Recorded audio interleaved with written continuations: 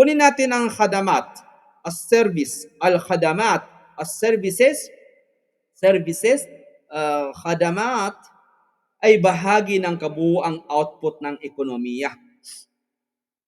Yung sa harap ninyo, from the economic perspective service, khadamat can also be classified. Paano na-classified yan? Ang service, ang khadamat ay bahagi ng kabuuang output ng ekonomiya. Ngunit hindi ito pisikal na produkto. Hindi pisikal na produkto. Ang mga ito ay intangible economic activities na nagbibigay ng utility, no, manfaat, kapakinabangan sa mga tao o negosyo tulad ng mga produkto, goods at ang mga serbisyo ay maaari ring iuri ayon sa layunin ng paggamit. Mayroon tayong dalawa na al-khadamatul istihlakiya at saka al-khadamatul intajiya. Consumer service and ano yung isa? Producer services. Kunin natin. Kanina, ano yung topic natin kanina? Consumer goods and producer goods. Ngayon, ang topic na naman natin ay consumer services at saka producer services. Masya Allah. Al-khadamatul istihlakiya, mga serbisyong konsumtibo sa Pilipino, napakahirap pang Pilipino, wag na tayo mag-Pilipino, consumer services na lang. Ito ay mga serbisyo na tuwirang nakatutugon, no? Ito po ang mga serbisyo na tuwirang nakatutugon sa pangangailangan ng mga tao. Anong halimbawa niyan? Yung serbisyong pangkalusugan, inshallah, yung healthcare services, gaya ng consultation sa doktor o ospital, serbisyong transportation kapag ginagamit ng isang individual para sa kanyang personal na biyahe, serbisyong edukasyon kapag nag-enroll ang isang estudyante para sa sariling kaalaman. So, ayan ay halimbawa ng, anong halimbawa niyan? Yung consumer services.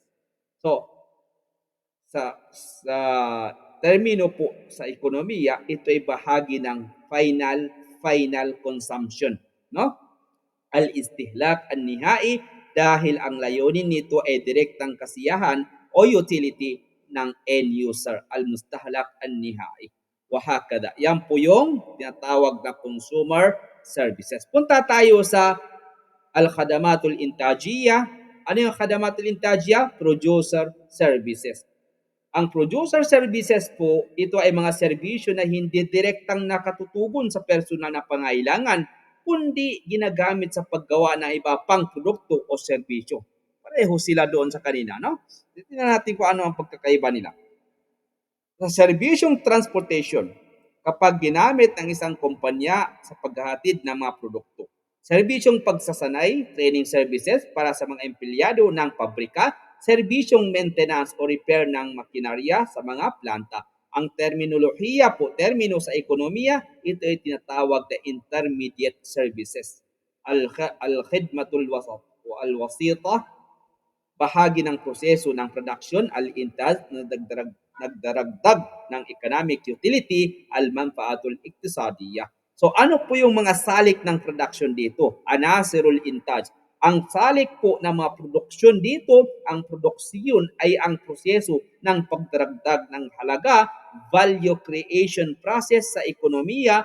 Ang mga factors of production, awamilul intaj sa Arabic, ay mga pangunahing elemento na ginagamit upang makalikha ng mga produkto o serbisyo. Kabilang dito ang una, yung lupa, al-ard, natural resources tulad ng lupain, tubig o mineral. Al-amal, yung paggawa, physical at mental na pagsisikap ng tao. Ra'sul mal, kapital, makinarya, gusali at kagamitan.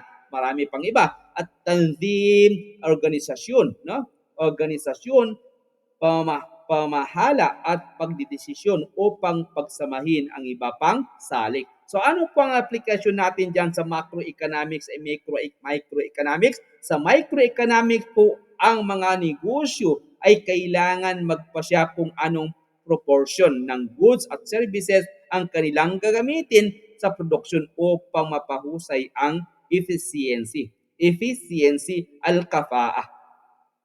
Sa macroeconomics, ang serbisyo ay mahalaga bahagi ng gross domestic product GDP, lalo na sa mga sektor ng edukasyon, health, transport, finance at communication. Anong halimbawa niyan? Ang serbisyong transportation ng Grab sa Manila, no? Alam ni Sister Fatima diyan, at saka lahat ng taga Manila, no?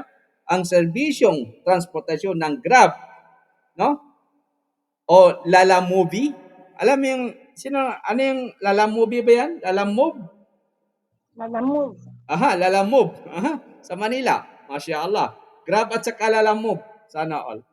Bakit Lala Move? Okay. Barakallahu fikum. Sa halimbawa, naam? Move it. Sister Murada? Move it.